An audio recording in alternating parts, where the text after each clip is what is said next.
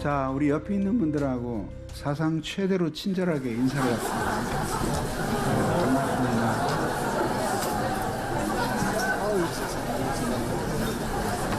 목회와 소명 2를 다루겠습니다.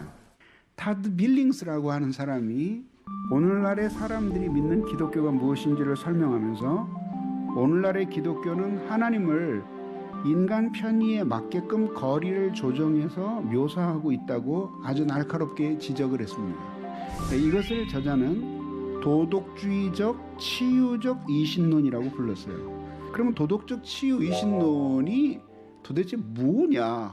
자, 여기에서 도덕주의라고 하는 것은 뭐냐면 기본적으로 인간이 하나님의 구원을 의지하고 그 복음을 받아들이고 하는 것보다는 인간이 자기 자신의 의지에 의해서 선한 존재로 개선이 되어 가고, 그래서 하나님이 늘 우리의 삶에 개입하시고 함께 하시지는 않지만, 그러나 특별히 우리가 어려울 때, 그때 우리 힘으로 안 될 때 하나님을 부르면 그때 오셔서 우리에게 필요한 것들을 해주시는 그러한 치유적인 기능을 가지고 계신 분이시고, 그 다음에 이 신론은 가까이 하기엔 너무 멀리 떨어져 있어서 이 세상살이를 인간에게 위임하고 매우 특별한 일이 아니면 간섭하지 않으시면서 어떤 법칙을 가지고 이 세상을 움직이시는 분이라고 하는 것이 이 신론이에요. 그래서 이거는 신학 혹은 종교와 그 다음에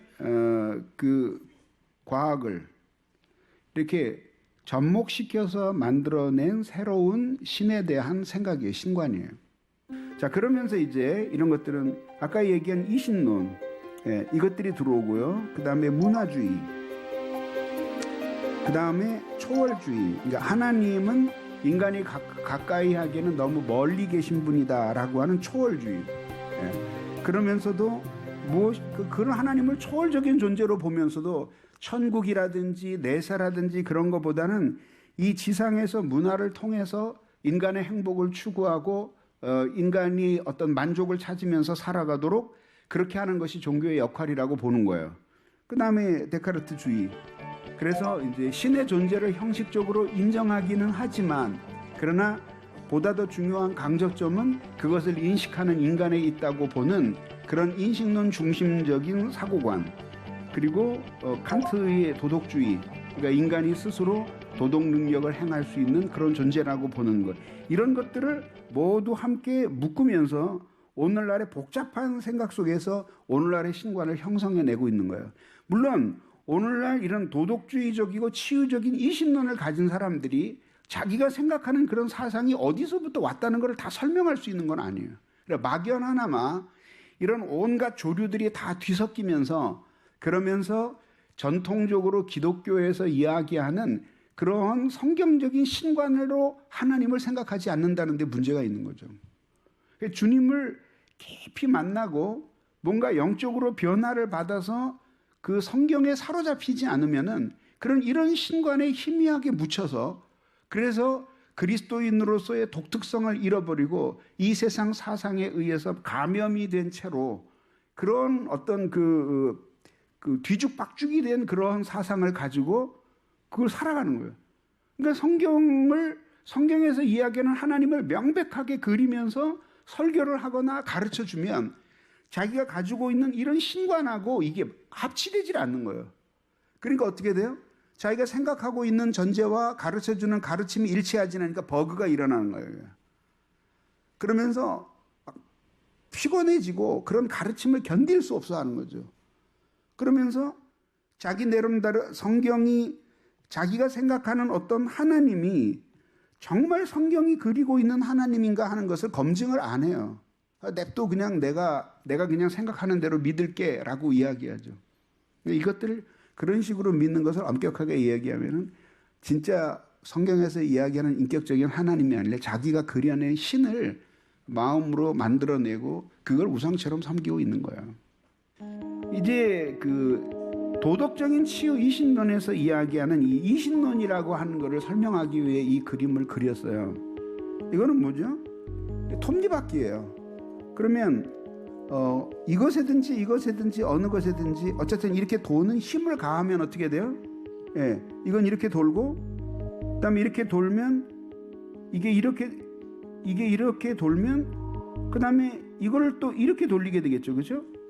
이 세상에 있는 모든 그 사물들이 인간의 일들을 포함해서 모든 것들을 하나님이 어떤 원칙과 법칙을 정해놨고 정교하게 그 법칙대로 자연 세계가 돌아가는 것처럼 인간도 역시 그렇게 하나님이 정해놓으신 도덕의 법칙을 따라 돌아가는 거라고 보는 거죠. 자, 이렇게 놓고 보면은 어떻게 돼요? 하나님이 창조하실 때에 하나님이 그렇게 세상을 창조하셨고, 그 다음에 세상이라고 하는 것이 그런 질서의 톱니바퀴를 따라서 움직이고 있는 거죠. 그러면 뭐 간섭할 여유가 없어요? 하나님이 어떤 섭리가 간섭할 필요 없어요. 그래서 이신론자들은 기도하지 않아요. 기도할 필요가 없어요. 어리석은 거예요. 그래서 이제 도덕적 치유 이신론이 이야기하는 핵심을 지적해 보자면 인간을 절대적으로 자유로운 존재라고 여기는 거죠. 근데 뭐가 자유예요? 뭐가? 인간을 절대적으로 자유로운 존재라고 하는데 엄밀하게 말하면 절대적으로 자유로운 건 자유가 아니에요. 그건 무시무시한 불안이죠. 그게 무슨 문제예요? 뭐든지 하고 싶은 것을 할 수 있는 게 자유인데 인간이 뭘 하고 싶은지를 모르는 거예요. 뭘 해야겠다는 충동은 있는데 무엇에 기반해서 그거를 해야 되겠다라고 하는 것이 없는 거예요. 그게 바로 진리와 자유의 관계예요.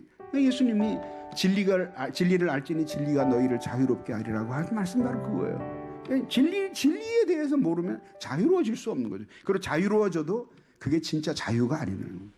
그게 무슨 자유냐? 인간은 스스로 완전히 선을 행할 수 있다, 그렇게 봐요. 그래서 그런 능력이 인간에게 있다.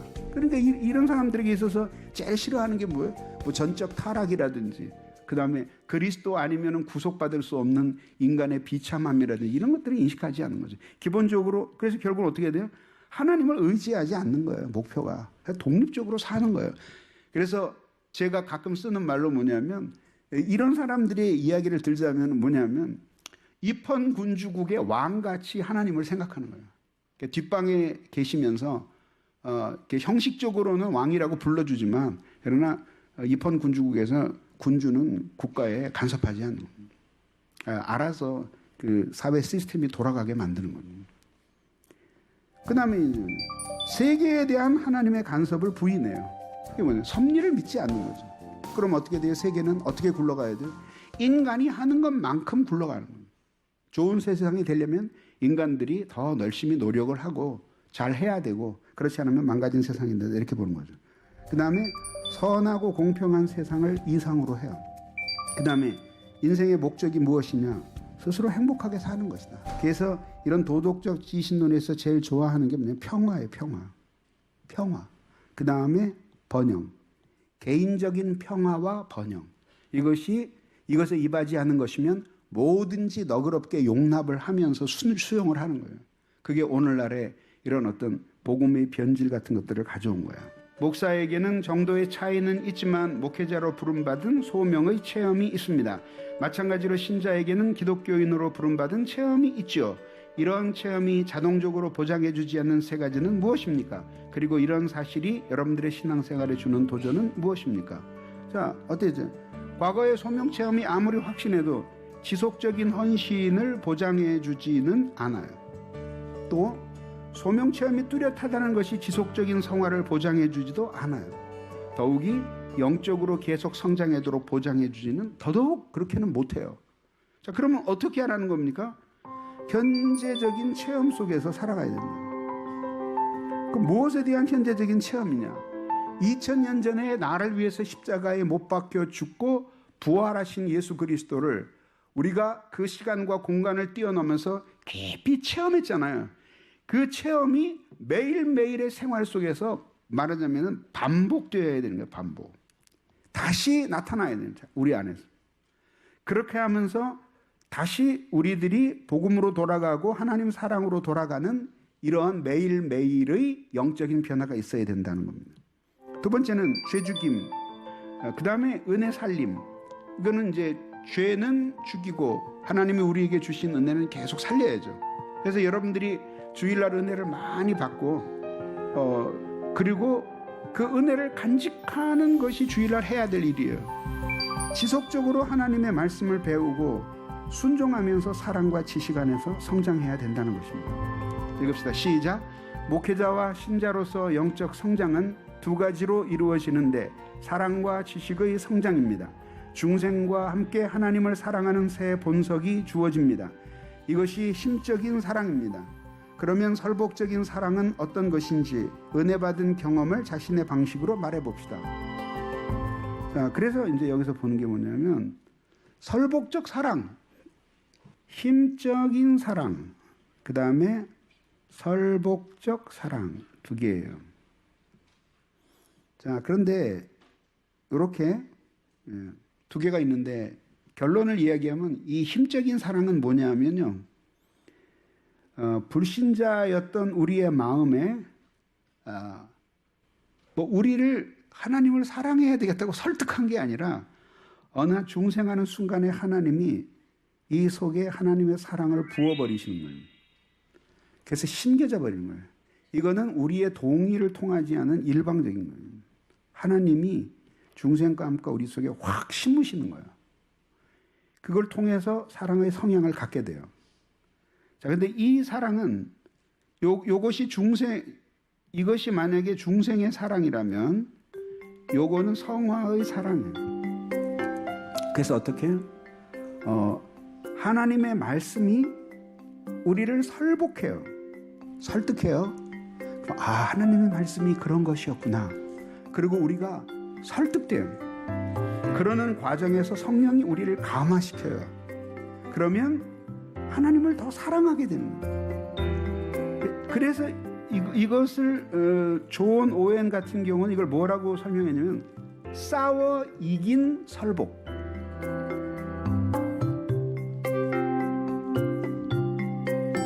그래서 어떻게 돼요? 하나님 아닌 것들을 사랑하던 마음이 쫓겨나고 하나님을 사랑하는 마음으로 변하는 거예요. 그래서 여기서 지성의 위치는 매우 중요한 거예요. 그래서 거듭난 하나님의 자녀들은 하나님의 말씀을 깨닫고 그 하나님의 말씀이 그러한가라고 생각하면서 그것을 더 믿고 이해하려고 하는 정신의 작용 속에서 하나님의 성령의 감화가 주어지는 거예요. 그러니까 막 스위치 끄고 막 손에 그 피가 맺히도록 박수를 쳐서 뜨거워질 수는 있어요. 근데 반짝이는 모든 게 금이 아니에요. 그럼 뜨거워지는 거야. 우리가 솔직히 얘기해서 유튜브 같은 데 들어가서 어떤 감동적인 영상 하나만 봐도 눈물이 쫙 흐르잖아요. 뜨거워지죠. 근데 그런 게 아니라 진짜 하나님의 말씀에 의해서 우리가 진리로 말미암아 뜨거워지고 우리가 변화되는 것이 참된 열정이다. 그렇다면 그것은 하나님의 말씀을 깨닫는 지성의 작용을 통해서 역사하시는 하나님의 성령의 감화로서 우리에게 주어지는 거예요. 그렇기 때문에 이런 거예요. 뭐냐면 하나님의 말씀을 계속 공부해요. 그리고 책을 읽고 말씀을 묵상해요. 근데 마음의 감화가 안 일어날 수 있어요. 그럼 그것은 뭐냐면 그냥 책을 읽고 지식으로 섭취하기 때문이에요. 그럼 어떻게 해야 돼요? 이렇게 하나님의 말씀을 공부하고 책을 읽고 지식적으로 내가 성장하면 저절로 은혜를 받을 것이라는 생각을 버려야 돼요. 그래서 감화를 주시는 분은 성령님이시기 때문에 이렇게 지식을 접하면서 간절한 기도가 병행이 돼야 되는 거예요. 그렇게 될 때 하나님이 이렇게 역사하셔서 마음에 설복적인 사랑이 생겨나는 것입니다.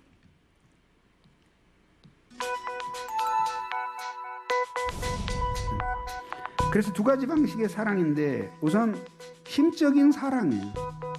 이거는 지성을 초월하죠. 그래서 어떻게 해요?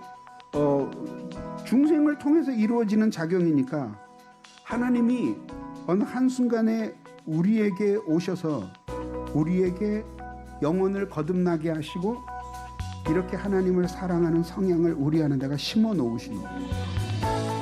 그러니까 이것은 결코 사라지지 않아요. 그래서 심지어 불순종하고 죄를 지을 때조차도 하나님을 향한 사랑은 신자의 마음속에 살아있어요. 자, 그런데 그에 비해서 설복적인 사랑은 지성을 통해서 깨닫는 것을 통해서 하나님이 우리의 심령에 성령으로 역사하십니다. 그래서 지식의 추구와 함께 성령께서 나에게 그런 은혜를 불붙여 주시도록 간절히 기도해요. 근데 이런 것들이 초월적인 방식으로, 이건 크기의 문제죠. 그래서 이렇게 지성을 통해서 우리가 하나님의 말씀을 깨달을 때 하나님을 사랑하게 되는데 아주 초월적인 방식으로 경험되기도 해요. 그리고 또 내재적인 방식으로 자기 안에서 죄의 영향이나 이런 것들이 줄어들면서 하나님의 사랑으로 변해가는, 마음이 변해가는 거예요. 예. 이런 것들을 우리들이 개인적인 부흥의 경험이라고 말할 수 있는 거예요. 그래서 하나님께서 이렇게 우리들이 공부를 하고 지식을 하고 교리를 배우고 이런다고 해서 이것이 기도를 멀리하게 하는 요인이 되어서는 안 되는 거죠. 오히려 더 간절히 매달릴 때 그때 하나님이 이런 다양한 방법으로 우리에게 은혜를 주셔서 하나님을 사랑하게 하시는 거죠. 하나님을 아는 지식의 성장은 믿음과 학문을 통해서 이루어진다. 영적 성장이라고 하는 것은 두 가지 요소로 이루어지는데 지식의 성장과 그 다음에 은혜의 성장이에요. 그 중에서 지금 여기서는 지식의 성장을 이야기하고 있는 거죠. 그죠? 그래, 이 지식은 엄밀하게 말하면 지성에서 시작이 되고, 그죠?